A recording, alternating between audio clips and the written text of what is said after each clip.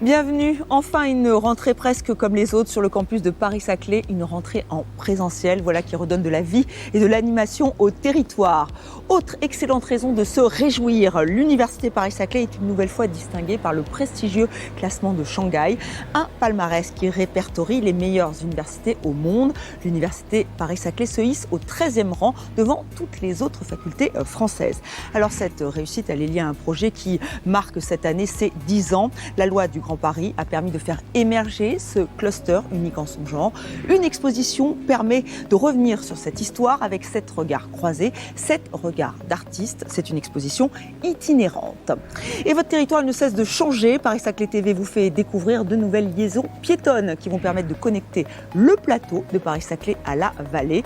Et on vous propose une halte au domaine de Corbeville, un lieu historique qui est donc maintenant ouvert au public. Les familles ont pu profiter de nombreuses animations cet été, mais ce n'est pas fini.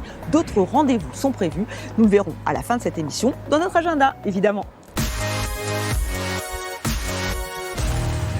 Chaque année, il fait et défait les réputations des universités mondiales. Le classement de Shanghai reste incontournable. Dès sa création, l'Université Paris-Saclay s'est classée dans le top 20. Elle se classe aujourd'hui au 13e rang. C'est la première université française et ce n'est pas du tout un hasard, comme nous l'explique Thierry Doré, vice-président recherche, et Sylvie Pommier, vice-présidente adjointe en charge du doctorat de l'établissement. L'Université Paris-Saclay est classée dans les 20 premières depuis 2020, donc depuis la première apparition de l'Université Paris-Saclay dans ce classement. Pourquoi est-ce qu'elle est apparue directement dans les 20 premières ? Parce que c'était le moment où on a commencé à considérer la façon dont fonctionne réellement l'Université Paris-Saclay, c'est-à-dire l'université en elle-même, issue de l'Université Paris-Sud, les établissements composantes qui constituent l'Université Paris-Saclay et les organismes de recherche et les universités qui sont associés à l'Université Paris-Saclay. Antérieurement, tout cela a été vu de l'extérieur, et notamment au niveau international, de manière segmentée, fractionnée, dissociée. Maintenant, on regarde cet ensemble-là comme un tout, et ça n'a rien d'artificiel, puisque ça fait très longtemps que l'ensemble de ces institutions travaillent ensemble, y compris avec les organismes de recherche, qui pèsent la moitié, en gros, de la recherche faite à l'Université Paris-Saclay. Et du coup, on a fait un bond dans le classement de Shanghai entre la façon dont était classée individuellement, notamment l'Université Paris-Sud, et maintenant la façon dont est classée l'Université Paris-Saclay. Et évidemment, l'Université Paris-Saclay, qui représente dans une certaine mesure une partie de la recherche et de la formation française, est très heureuse d'être classée dans ces 20 premiers. Le classement de Shanghai, c'est quand même d'abord un classement recherche, et c'est vrai qu'il a probablement plus d'impact pour les diplômes recherche, pour les chercheurs en général, donc niveau master, doctorat. On a entre 40 et 45% de doctorants qui sont étrangers. La première aire géographique dont ils viennent, c'est l'Asie. C'est un endroit aussi où on a un impact plus fort, je dirais, ou un regard plus attentif à ces classements-là. Donc ça a un impact, je dirais, sur l'attractivité vis-à-vis de ces étudiants-là, qui viennent soit pour venir en master, soit en doctorat ensuite. Je dirais qu'au-delà d'avoir des retombées en termes de satisfaction, ça fait toujours plaisir d'avoir une belle reconnaissance, je pense que c'est surtout des retombées en termes de visibilité et d'attractivité. En fait, il y a vraiment un enjeu, c'est être dans les 20-25 noms que les gens arrivent à retenir. Et quand on arrive dans le top 25, le top 20, ça permet en fait d'être très visible à l'international.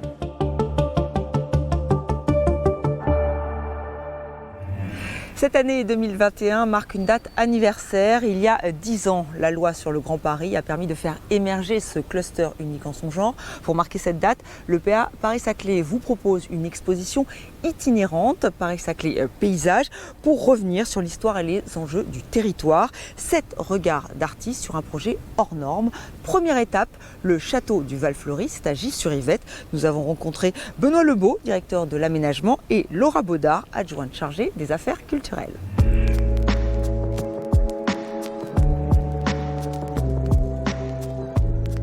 Cette exposition est née de la volonté de marquer les 10 ans de la loi du Grand Paris, puisqu'il y a 10 ans, la loi du Grand Paris a lancé le projet de cluster scientifique et technologique de Paris-Saclay.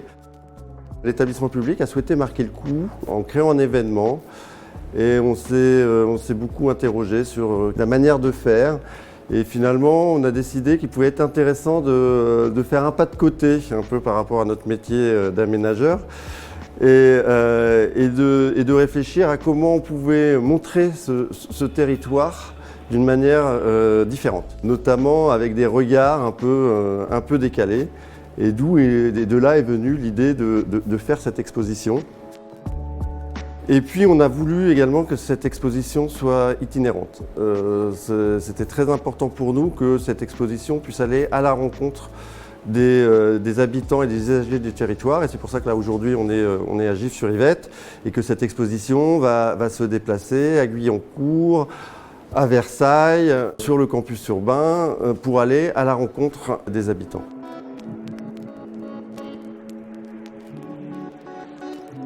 Cette exposition Paris-Saclay est un projet audacieux dans lequel s'est lancé l'EPA.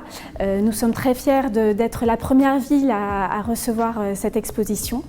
Elle permet de découvrir Paris-Saclay sous un autre angle et de réconcilier, si besoin, la science et l'art.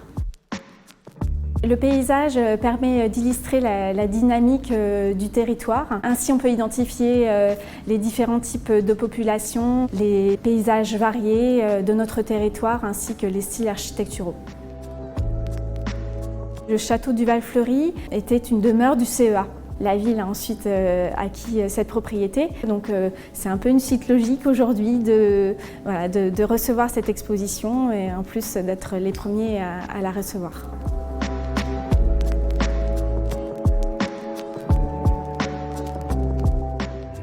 Un territoire en constante mutation et qui ne cesse d'être aménagé. Je me trouve sur l'une des 2 nouvelles liaisons piétonnes qui vont permettre de relier le quartier de Moulon à la vallée, au RER B. L'objectif, c'est une meilleure circulation. C'est aussi d'éviter les cheminements dits sauvages. Nous avons rencontré Sébastien Moisan, chargé de projet sur la ZAC de Moulon et chargé d'opérations sur les liaisons Plateau-Vallée. Et Christophe Delmar, lui, il est paysagiste. Les liaisons Plateau-Vallée donnant entre la ZAC de Moulon et la vallée de l'Yvette sont situées sur un site classé. Et ce site, du coup, est régi par l'État directement et par la commission des sites qui détermine si le tracé, si le projet, si les matériaux sont adéquats par rapport à l'environnement du site. Les travaux vont démarrer et ont démarré en ce début septembre. Ils vont durer 6 mois pour la première liaison, puis 6 mois début 2022 sur la deuxième liaison qui donne davantage sur Bure-sur-Yvette, la première donnant sur Orsay. L'objectif de ces liaisons est avant tout de créer un lien entre la ZAC de Moulon et le plateau Saclay et la vallée avec l'université Paris-Saclay.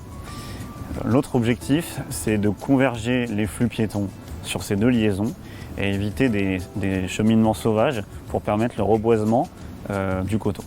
Ainsi, les chercheurs, les habitants et les enseignants de l'université Paris-Saclay, de la vallée et du plateau pourront commencer à utiliser ces liaisons à partir de l'été 2022. Ces 2 liaisons sont donc une manière d'anticiper aussi les développements du plateau, puisqu'elles vont relier dès à présent l'université et les grandes écoles, mais aussi les quartiers d'habitation qui viennent d'être livrés, puis à terme le métro et tout le développement de l'est du quartier. Ces liaisons s'inscrivent dans un grand système effectivement de sites classés, mais c'est en même temps aussi toute la vallée de Chevreuse et tout un grand système de parcs aussi urbain. C'est à la fois un milieu naturel et un milieu urbain. D'où la difficulté de réunir ces 2 éléments, à la fois de conforter des usages qui sont celles d'une métropole et en même temps les milieux naturels. Donc c'est tout l'enjeu effectivement de ce projet.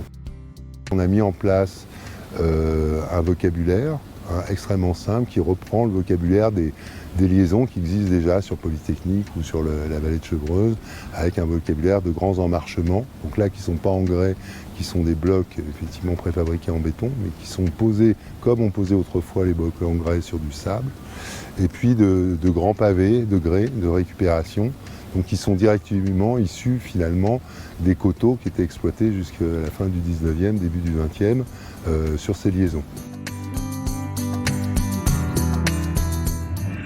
Enfin, ne ratez pas le chemin qui vous mène au domaine de Corbeville, un lieu historique ouvert au public depuis le mois de juillet. Cet été, les familles d'Orsay, mais pas seulement, avaient rendez-vous sous le soleil. Exactement. Tout de suite, les précisions de Véronique France-Tarif, adjointe au maire, chargée de la culture, de l'animation événementielle et du patrimoine.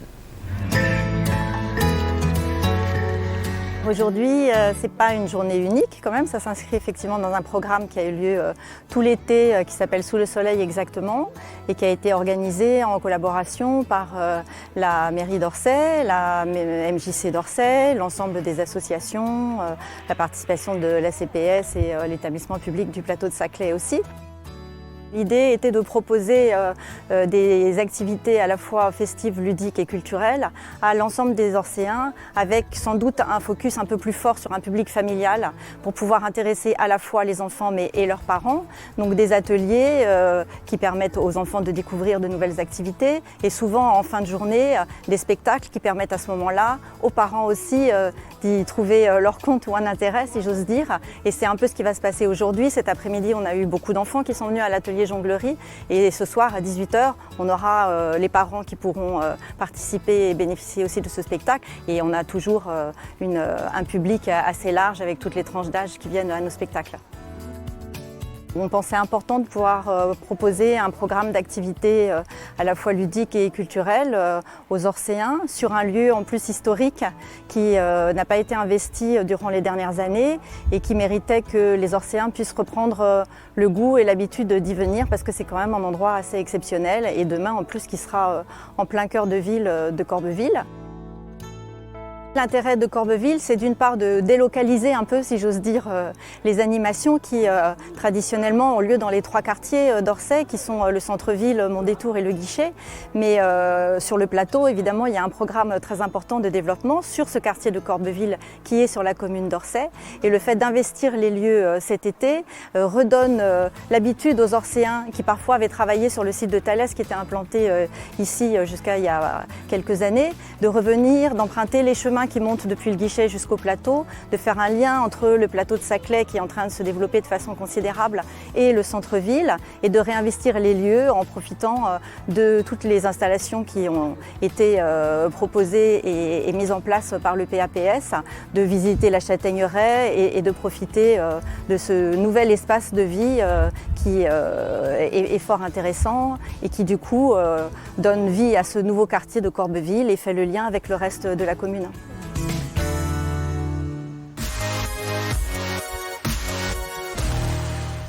Le domaine de Corbeville, on va en reparler dans un instant, c'est notre agenda. On commence déjà avec la semaine de la mobilité, c'est à partir du 16 septembre. Beaucoup d'événements prévus, plus de précisions sur le site epaps.fr. Les 18 et 19 septembre, ce sont les journées du patrimoine. N'hésitez pas à aller au domaine de Corbeville, beaucoup d'activités sont prévues, notamment une journée bivouac, mais il y aura aussi une fanfare et du cinéma en plein air. L'exposition Paris-Saclay Paysage, je vais vous en parler dans cette émission, c'est jusqu'au 26 septembre, donc au château du Val-Fleury à Gif-sur-Yvette. Mais n'oubliez pas, c'est une exposition itinérante, d'autres rendez-vous sont prévus.